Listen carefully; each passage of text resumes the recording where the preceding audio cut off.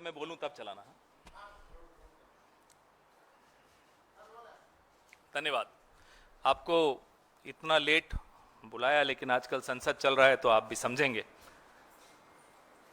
2 चुनाव लगातार भारतीय जनता पार्टी जीती, तीसरा उसे लगता है कि वो जीती।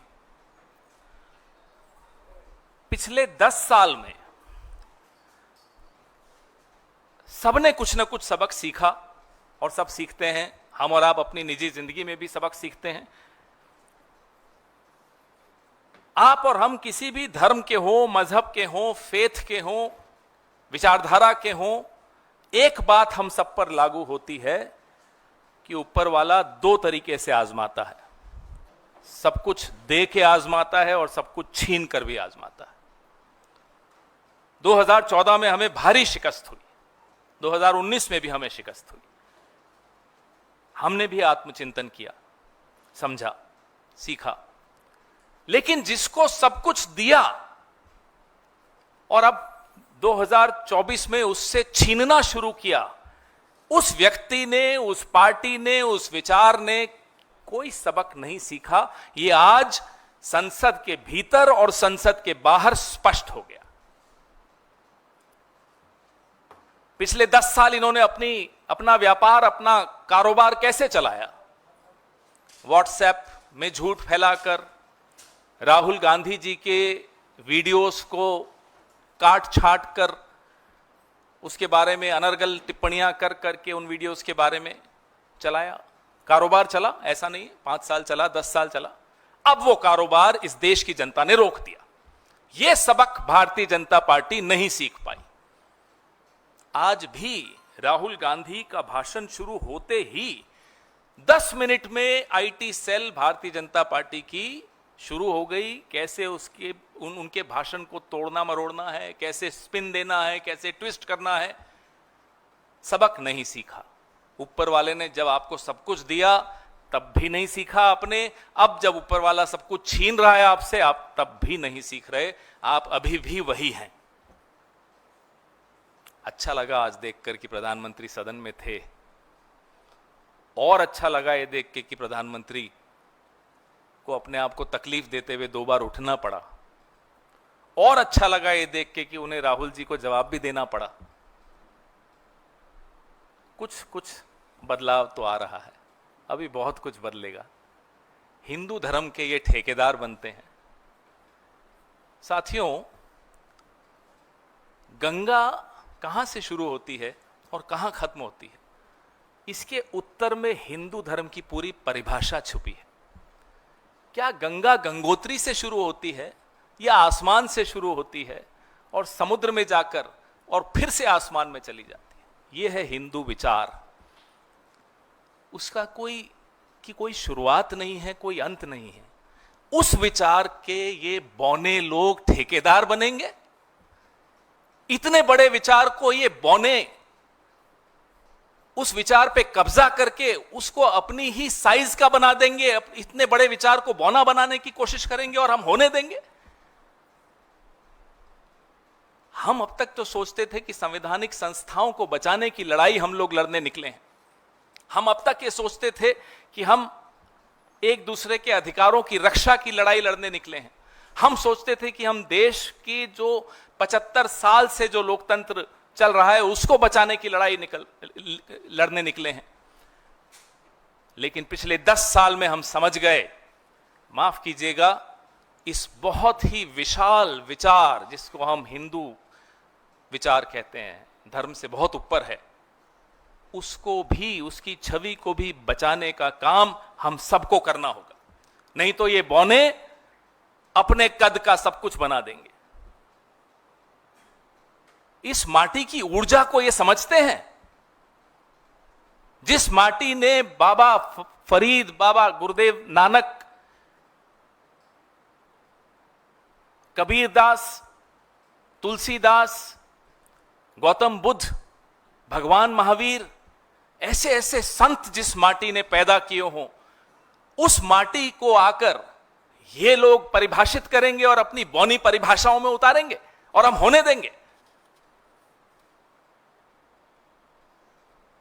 पिछले 10 साल में आपने जो लोगों की जिंदगी से जुड़े हुए सवाल हैं उनके जवाब देने से आप बचते रहे। कभी देशभक्ति के पीछे छिपकर, कभी देश की वीर बहादुर सेना के पीछे छिपकर, कभी धर्म के पीछे छिपकर। इस चुनाव में आपको जवाब मिल गया जनता से कि माफ कीजिएगा, नीट पे जवाब देना पड़ेगा, महंगाई पे जवाब देना पड़ेगा, पेट्रोल के दामों पे जवाब देना पड़ेगा। लोकतंत्र में तानाशाह को झुकना पड़ता है, कोई तानाशाही नहीं चलती। यह संदेश इस चुनाव का है। नरेंद्र मोदी जी, दोनों कान खोलकर अच्छी तरह सुन लीजिए, अभी भी समय है। 10 साल आपने कारोबार चला लिया, अब नहीं चलेगा यह कारोबार। हम चलने नहीं देंगे यह कारोबार कि आपने भाषणों को तोड़ मरोड़ के अपनी दुकान चला ली। यह देश, इस देश का हिंदू, इस देश का नौजवान, इस देश का विपक्ष, इस देश का मीडिया ये नहीं होने देगा। ये 10 साल से मैं सुनता हूं, सोशल मीडिया पे आप देखते हैं, मैं हिंदू जगाने निकला हूं। हिंदू जाग चुका है नरेंद्र मोदी जी, अयोध्या में जागा और वाराणसी में आपके साथ क्या हुआ ये पूरी दुनिया ने देखा। जैसे राहुल जी ने आज कहा, बच के निकले। अब आप झूठ नहीं बेच पाएंगे। अब आप अपनी छद्म राष्ट्रभक्ति और अपने छद्म हिंदुत्व के पीछे आप नहीं छुप पाएंगे। यह देश आपको छिपने नहीं देगा। सामने आइए, नीट पे जवाब दीजिए। सामने आइए, अग्निवीरों को जवाब दीजिए। सामने आइए, महिलाओं को जवाब दीजिए। सामने आइए, किसानों को जवाब दीजिए। सामने आइए, इस देश को जवाब दीजिए। 2/3 हिंदुओं ने आपके खिलाफ वोट दिया है, भूलिएगा मत। सेंसस तो आपने कराया नहीं, लेकिन 111 करोड़ हिंदू हैं इस देश में, और आपको कितना वोट मिला आप जानते हैं। 2/3 हिंदुओं ने भी आपके खिलाफ वोट दिया, तो क्या वो हिंदू नहीं है? नहीं, वो हिंदू हैं। वो जानते हैं कि आप हिंदू नहीं हैं। जैसा राहुल जी ने कहा, मैं आपसे आग्रह करूंगा मेरे साथी से कि वो वीडियो दिखाइए, क्योंकि वो वीडियो, ये जो 2 वीडियो मैं आपको दिखा रहा हूं, ये आने वाली पीढ़ियां राहुल गांधी को और कांग्रेस पार्टी को धन्यवाद कहेंगी, क्योंकि ये वीडियो आने वाली पीढ़ियों को बताएगा कि एक ऐसा नेता था, एक ऐसी पार्टी थी, एक ऐसा विपक्ष था जिसने इन लोगों को, इन बौनों को एक विशाल विचार को छोटा करने से रोका। लगाइए। ये देश डर का देश नहीं है। तो हमारे सारे के सारे महापुरुषों ने अहिंसा की बात की, डर मिटाने की बात की। डरो मत, डराओ मत, डरो मत, डराओ मत। और दूसरी तरफ शिव जी कहते हैं डरो मत, डराओ मत, अभय मुद्रा दिखाते हैं, अहिंसा की बात करते हैं, त्रिशूल को जमीन में गाड़ देते हैं। और जो लोग अपने आप को हिंदू कहते हैं वो 24 घंटा हिंसा हिंसा हिंसा, नफरत नफरत नफरत, असत्य सत्य असत्य।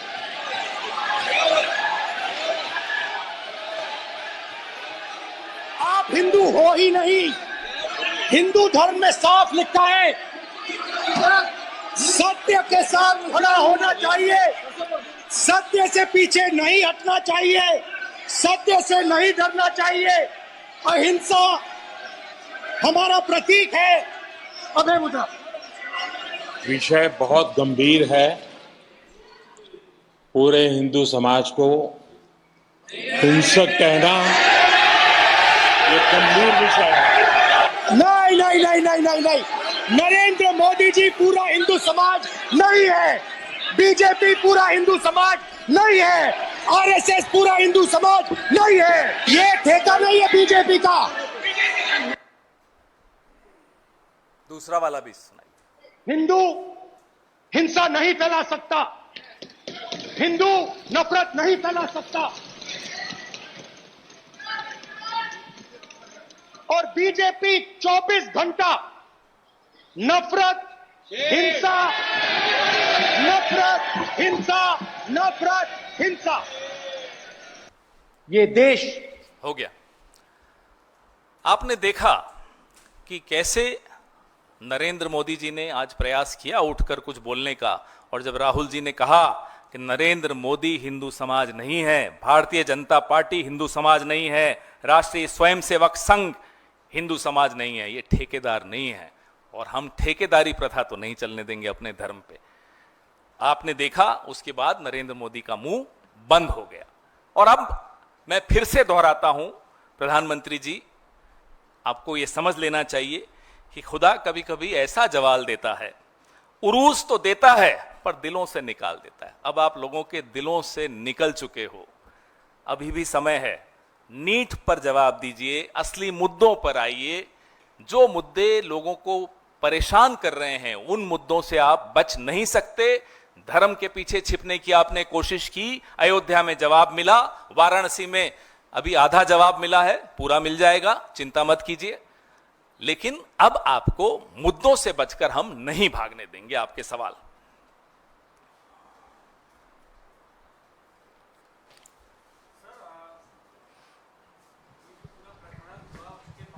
बीजेपी की तरफ से जो कहा गया कि तमाम बड़े नेता सामने आए मीडिया के, उन्होंने कहा कि ये इमेच्योर बयान था, first show worst show, Hindu hated is equal to Rahul Gandhi ji, बचकानापन से उभर नहीं पाए हैं।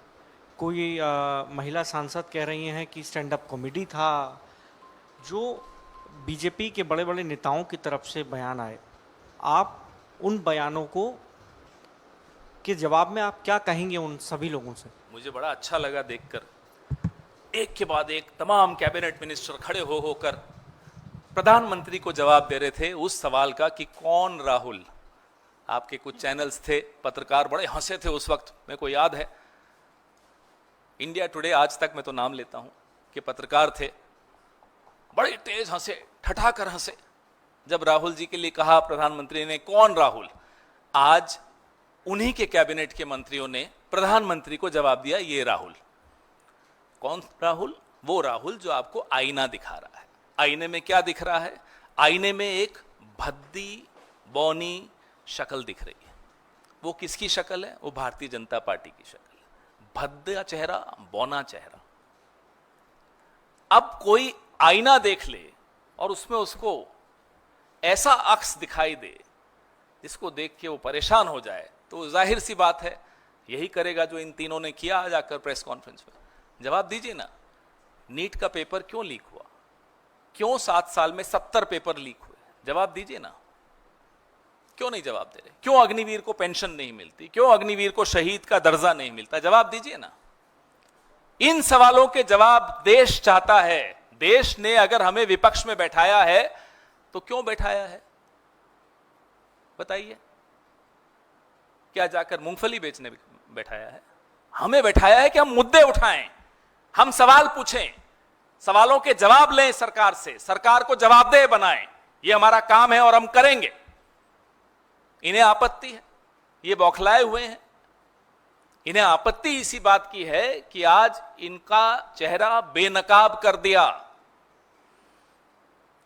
अयोध्या का संदेश सब तक पहुंच गया। आपको मालूम होगा, आपने देखा होगा, बड़ी पीड़ा हुई देखते हुए कि जब रिजल्ट आया 4 जून को, उसके बाद 10 दिन तक अयोध्या वासियों पर जो अपमानित टिप्पणियां की गई कि साहब उनसे कुछ खरीदो मत, वहां पैसा मत खर्च करो, वहां की अर्थव्यवस्था डुबो दो। क्यों? ये है आप, इसको आप अपना धर्म कहते हैं। ये मेरा धर्म नहीं है। मतलब वोट तक का रिश्ता था आपका अयोध्या से, वोट नहीं मिला तो अयोध्या वासी हिंदू ही नहीं है, ऐसी ऐसी बातें हमने सुनी। ये तो वाराणसी वाले बच गए थोड़ा सा, नहीं तो उन्हें भी सर्टिफिकेट मिल जाता। जी सर, एक सवाल ये है कि 17वीं लोकसभा में राहुल गांधी की मेंबरशिप एक बार चली गई थी, बाद में रिस्टेन हुई। इस बार तो 18वीं लोकसभा की शुरुआत में ही जिस तरीके से भाषण के दौरान सवाल उठाए गए कि कई चीज़ें ऑथेंटिकेट करनी चाहिए, ऑथेंटिकेशन नहीं है, राजनाथ सिंह, अमित शाह वगैरह ने सवाल उठाया, और उसके बाद स्पीकर के साथ लंबी बैठक हुई है अमित शाह जी की और तमाम बड़े नेताओं की। तो अगर कोई प्रिविलेज नोटिस या ऐसा कोई एक्शन सरकार लेती है तो कांग्रेस पार्टी के लिए उसकी कोई तैयारी है? शिव, इसका जवाब एक शब्द है, शिव। शिव संघर्ष का प्रतीक है, सत्ता का प्रतीक नहीं है। राहुल गांधी शिव भक्त हैं, संघर्ष करना जानते हैं, और जिनका नाम लेकर ये वोट मांगते हैं, भगवान राम, मर्यादा पुरुषोत्तम भगवान राम, वो भी संघर्ष का प्रतीक है। 14 साल वनवास काटा। तो इसी धर्म में सब उत्तर मिल जाएंगे आपको। जिस धर्म के ये ठेकेदार बनने का असफल प्रयास कर रहे हैं, हम बनने नहीं देंगे। इसी धर्म में मैंने अभी आपको 2 उदाहरण दिए और अनेक दे सकता हूं इसी धर्म से। संघर्ष का प्रतीक है ये। कर लीजिए, इनको जो करना है कर लें। इन्होंने कोई कसर छोड़ी? 20-20 केस राहुल गांधी पर, 50-50 घंटे, 55 घंटे ईडी के सामने बैठाया, घर से बाहर किया, संसद से बाहर किया, और अनाप शनाप आरोप लगाए झूठे। और जो कर सकते हैं ये करें। हमारे पीछे इस देश की माटी की ताकत है, और इस माटी की ऊर्जा और इस माटी की ताकत को हम कम नहीं आंकते, ये लोग कम आंकते होंगे। मैंने आपको ये प्रेस कॉन्फ्रेंस शुरू होने से के वक्त बताया कि गंगा कहां से शुरू होती है, कहां खत्म होती है, मुझे इसका जवाब दिलवा दीजिए ये इस धर्म के ठेकेदारों से। अगर ये गंगा को समझ जाएंगे, जो सबको, नदी नालों को अपने साथ समाहित करते हुए उनको भी स्वच्छ करते हुए ये है हिंदू धर्म, ये है हिंदू विचार। उसको आप आपकी तंग सोच से मत देखिए।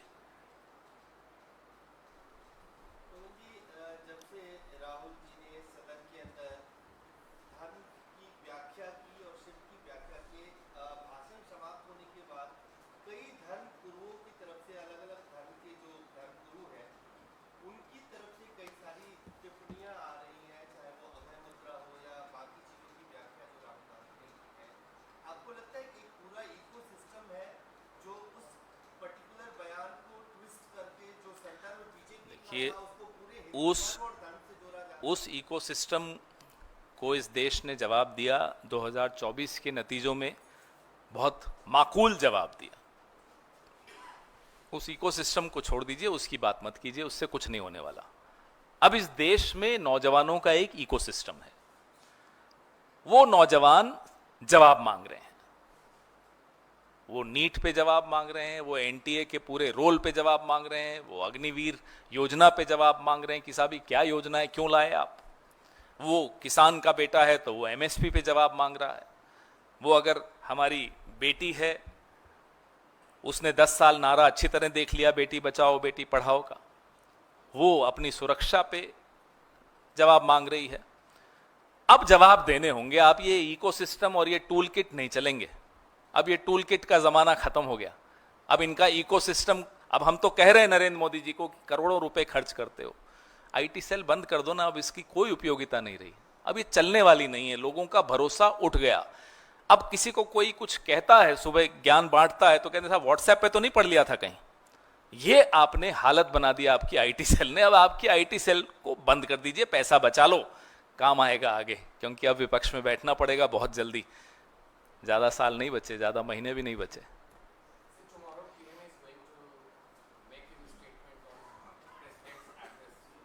Well, we hope, we don't expect anything from the PM, but the country hopes he responds to the angst and the plight of Manipur. The youth of the country hope that he responds on the injustice done to them through various paper leaks, through various cancelled exams. The farmers of the country hope that he responds to them, apologizes to them on why he did not honor the word on a law on MSP. The women hope that he responds to them on their safety. He apologizes to the athletes for failing them. And when he does that, he should remove all those people from his treasury benches who have somehow or the other contributed to these failures. The Prime Minister, we hope, should start his address by apologizing to the nation. He has a lot to apologize for. Thank you.